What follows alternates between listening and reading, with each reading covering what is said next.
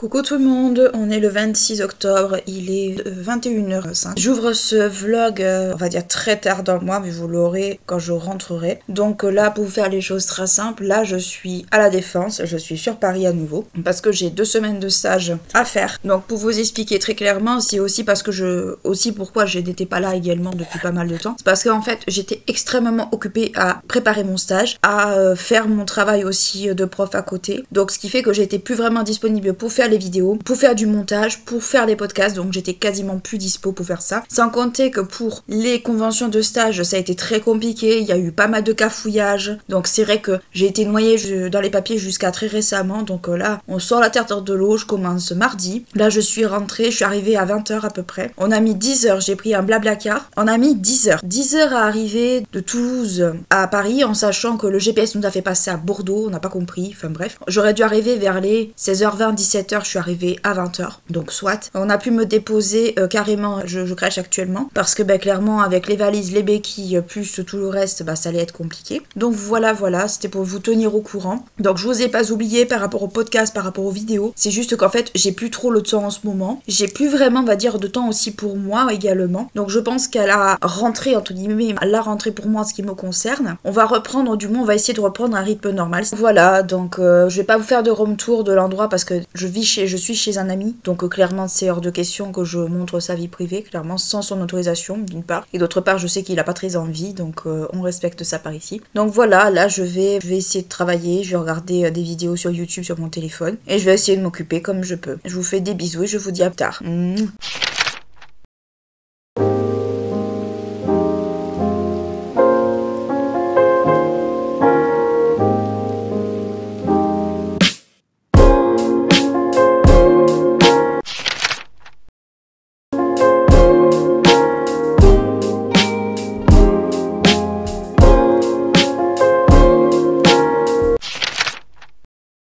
Coucou tout le monde, on est le 4 novembre, il est 14h48. Je vous ai pas repris entre temps parce que j'ai eu une semaine quand même assez fatigante. Et puis j'étais pas toute seule le soir quand je rentrais, donc j'allais pas prendre à ce moment-là. Que vous dire de plus? Concrètement, la première semaine de stage s'est bien passée dans l'ensemble. À part que je me suis faite un peu... On va dire que j'ai eu une très grosse frayeur mardi dernier en rentrant. Dans le sens où je m'étais perdue au niveau du centre commercial de la Défense. Et je suis tombée sur une bande de jeunes qui m'a accosté, et ce qui fait que moi j'ai tracé. Entre temps ils m'ont insulté, donc bien sûr j'ai eu peur parce que bien entendu je ne suis plus habituée moi dans mon bled à avoir ce genre de soucis, donc bien sûr voilà. Mais globalement après le soir j'ai pu m'arranger avec l'entreprise pour pouvoir rentrer plus tôt, histoire de pas rentrer avec la nuit, en leur expliquant pourquoi, donc bon voilà, j'ai pu m'arranger. Là aujourd'hui j'y suis pas allée parce que ma jambe me fait mal depuis samedi. Pour me déplacer c'est un peu embêtant, donc j'en ai profité pour me reposer, poser un peu pour essayer un peu de récupérer,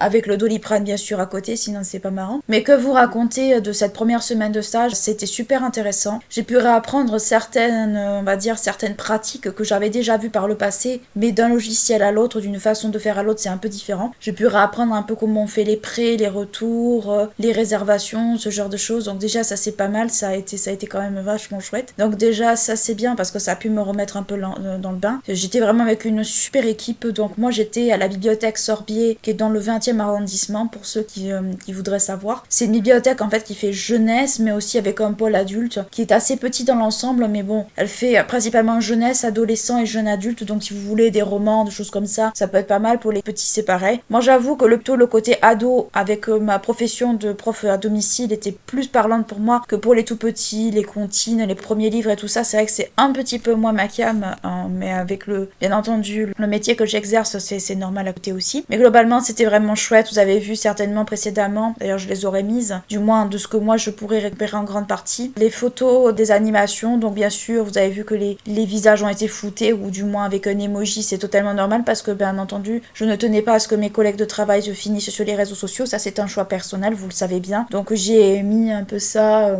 voilà, je voulais vous montrer un peu le make-up que je m'étais fait aussi. Bon, si vous voulez que je le refasse en vidéo, il n'y aura pas de problème, ça pourrait être un peu drôle pour un carnaval ou pour une soirée. Mais globalement globalement, voilà, c'était vraiment super chouette, c'était vraiment agréable. Bien sûr, on court un peu partout, mais j'étais vraiment avec une équipe qui était vraiment, vraiment cool, qui était vraiment très à l'écoute, on pouvait poser beaucoup de questions. J'ai vu plus de choses, c'est vrai que je n'en ai fait, mais après en une semaine, c'était quand même assez compliqué. Surtout que bon, moi j'ai eu le 1er novembre tombé, on va dire, en plein milieu de la semaine de stage, donc c'était un peu dur. Après moi, j'ai demandé à travailler le samedi en compensation du 1er novembre. Donc voilà. Mais là, globalement, là, je passe d'une bibliothèque jeunesse à bibliothèque patrimoniale là cette semaine. Donc bon, là avec la jambe, c'est un peu compliqué. Donc j'attends un peu de récupérer, histoire quand même demain de ne pas peiner. Surtout que autant j'avais après 3/4 d'heure passée de transport, là j'ai presque 1 heure. En sachant qu'avec les cannes, je dois marcher beaucoup plus doucement. Donc il faut compter à peu près un peu plus d'1 heure, malheureusement. Donc ce qui fait que je vais devoir peut-être partir plus tôt le matin. Et là, je suis dans le 13e arrondissement. Donc ça, je sais pas du tout, on va dire comment ça va se passer, tout ça. Donc je vais bien voir. Donc globalement du stage, j'en suis pour l'instant très contente. Je pense pas que les entreprises, ou du moins de ce que j'ai fait jusqu'à présent, ont quelque chose de négatif à dire sur moi, à part les retards. Mais ça, bon, ils ont compris qu'à vu mon problème, c'était compliqué, voilà, de m'ajuster. C'était pas que j'aime pas être en retard de base. J'ai horreur de ça. Mais après, quand je peux pas faire autrement, je peux pas faire autrement. Là, c'était par plaisir. Elle savait de toute façon que passer 10h30, il fallait s'inquiéter. Mais comme je leur ai dit, c'est pas que j'aime être tard. J'aime pas ça. Mais là, pour le coup, entre le fait que je me suis perdue une fois dans les transports, parce que bien sûr, à Toulouse, les transports sont lourdement simplifiés par rapport à ici. Après, c'est pas le même gabarit de ville, bien sûr. Pas le même gabarit au niveau de la ville. Et ensuite, c'est quand même assez... Voilà, c'est beaucoup plus désorganisé, je trouve, sur Paris que sur Toulouse. Mais ça, c'est encore autre chose. Ensuite, bon, voilà. Après, j'ai rien à dire de négatif sur Paris. Je suis allée au Louvre hier avec ma jambe. Je pense que j'aurais même pas dû y aller, mais j'ai quand même voulu y aller. J'ai vu juste, on va dire, l'exposition sur l'image du fou, en fait, du Moyen-Âge à l'époque romantique. Donc moi j'ai fait que la partie médiévale parce que c'est ce qui m'intéressait le plus. Mais je vous mettrai de toute façon en lien en barre d'infos, on va dire, l'exposition si vous êtes parisien ou s'il y a des parisiens ou si vous comptez partir à Paris,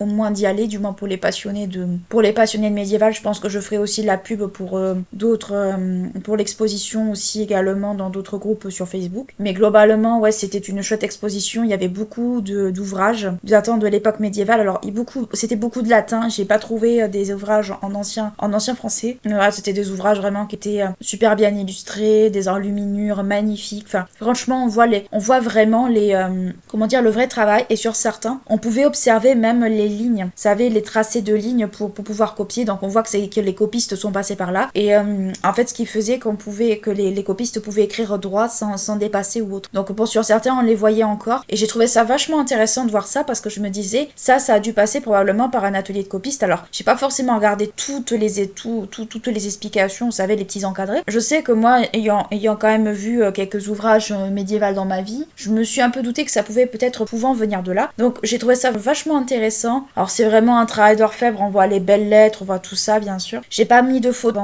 avant aujourd'hui parce que tout simplement, les photos à l'intérieur du musée sont interdites. Et honnêtement, je sais que certains se passent un peu de respecter cette autorisation, mais moi, je pars du principe qu'il faut quand même le respecter un minimum parce que c'est des œuvres qui sont fragiles, qui sont quand même qui sont anciennes et tout. Je sais pas, moi j'étais pas à l'aise, on va dire, de prendre des photos comme ça de but en blanc alors que c'était interdit. Vous allez me dire, mais oui, mais tu aurais dû. Non, parce que je pars du principe que si on le met, c'est qu'il y a une raison. Donc déjà, j'ai vu au moins cette exposition-là. J'ai pas pu aller dans les salles antiques égyptiennes. Ça m'a lourdement gonflé, mais je me suis dit, soit tu y vas, mais demain tu peux plus marcher encore plus qu'aujourd'hui, soit tant pis, c'est que partie remise et tu iras quand tu auras soit des moments de vacances, soit autre chose. Je pense que je retournerai au Louvre vraiment qu'au moment où j'aurai des moments de vacances. C'est pas grave, ça m'obligera à y aller 2 fois. Mais pour ceux qui ont le RSA, l'accessibilité est gratuite sous condition que vous avez les justificatifs. Donc moi je les avais fait imprimer au cas où ils voulaient contrôler. Mais par contre vraiment le personnel, alors moi je suis en béquille, donc déjà c'est quand même, il fallait en avoir envie d'aller faire de crapahuter comme j'ai fait. J'ai aucun regret de l'avoir fait. Honnêtement, j'ai aucun regret d'avoir fait ça. Mais bon, après je le paye quand même derrière, faut quand même être conscient de ça. Franchement, le personnel du Louvre, quand ils m'ont vu avec les béquilles et tout, et qu'ils ont vu que j'avais un truc gratuit et compagnie, alors je pense qu'ils le font pas pour tous. Là, je pense que c'était très exceptionnel. Quand ils m'ont vu en béquille, en fait, ils m'ont carrément fait couper la file pour rentrer, et c'est qui fait que je me suis pas tapé toute la queue. Franchement, je remercie beaucoup les personnes qui travaillent au Louvre par rapport à ça, parce que tous ne le font pas. Déjà, tous n'ont pas cette correction. Et ensuite,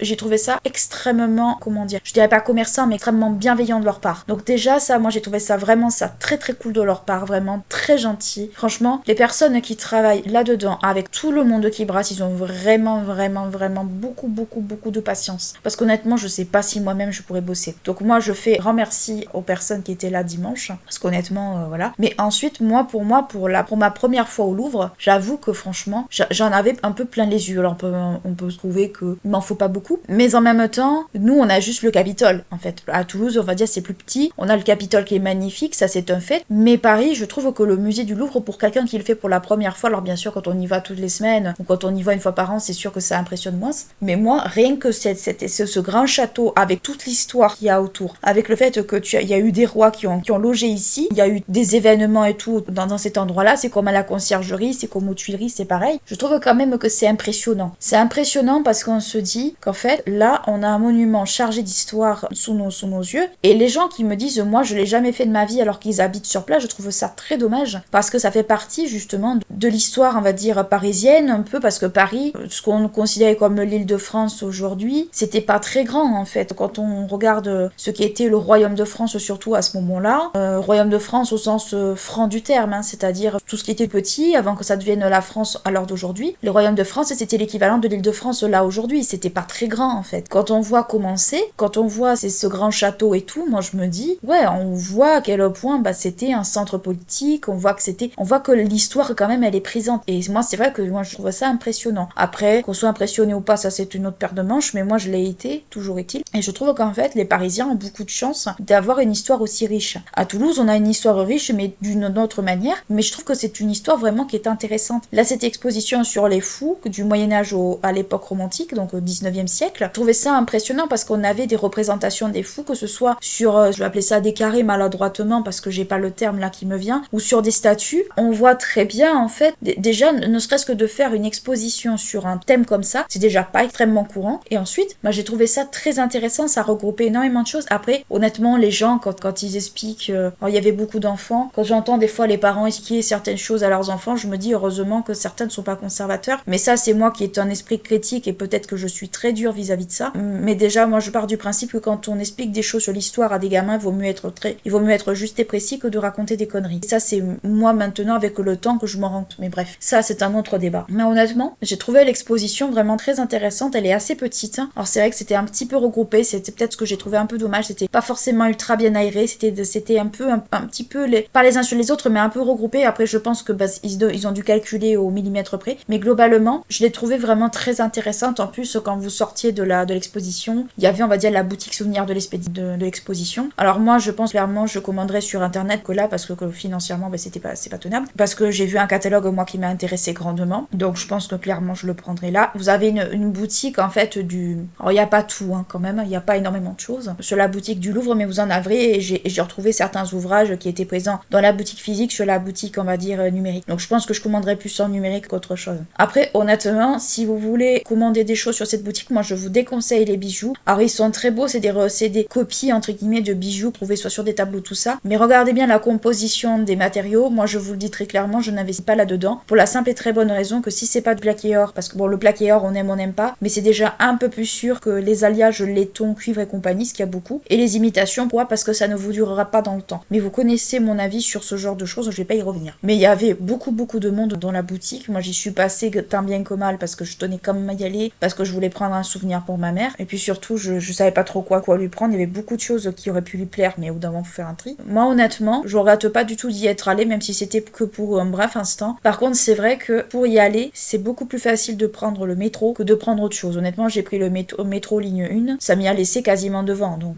ça, y a pas de souci. Donc voilà pour ma petite escapade au Louvre, tant bien que mal. J'étais dégoûtée de devoir rentrer avant l'heure, mais c'était soit ça, soit je me gavais de Dolip là toute la soirée, et c'était pas le but non plus. Donc voilà ce que je peux vous raconter. Je vais me remettre un peu à travailler, je vais un petit peu me reposer aussi, parce que le but n'est pas que je me mette à bosser la journée, mais aussi que je me repose. Donc voilà, j'espère que vous, ça va bien de votre côté, que vous avez passé de bonnes vacances. Moi, on peut dire que je suis encore en vacances, même si je ne considère pas les stages comme des vacances. Donc, sur certains aspects, oui, mais pas sur tous. Donc, quoi qu'il en soit, je vous dis à plus et je vous fais des bisous.